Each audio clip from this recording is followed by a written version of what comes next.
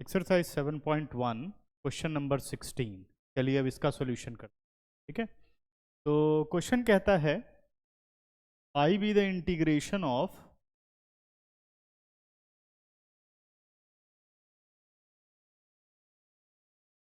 To x minus 3 into cos x plus e to the power x d x.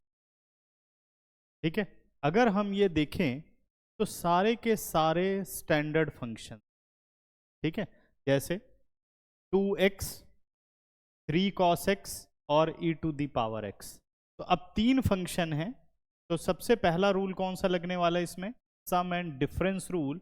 पहले हम सारे के सारे फंक्शंस को ब्रेक कर देंगे, यानी integration of 2x dx minus integration of 3 cos x dx plus integration of e to the power x dx।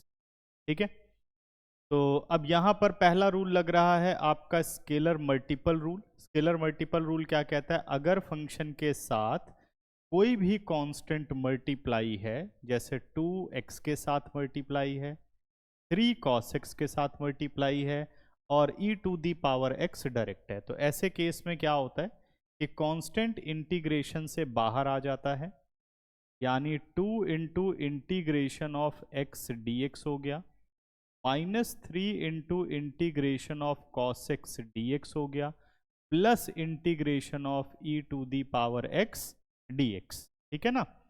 अब अगर आप सभी फंक्शंस को देखो तो सारे स्टैंडर्ड इंटीग्रेटिंग फंक्शन हैं, मतलब इन सब का आपने डायरेक्ट फॉर्मूला पढ़ा हुआ है। अगर आप x को इंटीग्रेट करने की बात करो तो इसका मतलब ये x टू दी पावर 1 है, cos x का sin x होता है और e to the power x का e to the power x होता है। तो अगर x का मैं इंटीग्रेशन करूं तो ये हो गया 2 into x to the power n plus 1, यानी 1 प्लस 1 अपॉन 1 प्लस 1। ठीक है, minus 3 as it is, cos x का इंटीग्रेशन हो गया sin x और plus e to the power x का इंटीग्रेशन हो गया e to the power x plus c। ठीक है, तो ये आ गया 1 प्लस 1 2, 2 एंड 2 कैंसिल आउट, ये आ गया हमारे पास x square minus 3 sine x plus e to the power x plus c. 2 and 2 cancel out, this and that value. तो फाइनल आंसर हमारा आ गया x square minus 3 sine x और plus e to the power x and plus c. तो ये हमारा बच्चों final answer आ गया क्वेश्चन नंबर 16 का। क्लियर है सबको?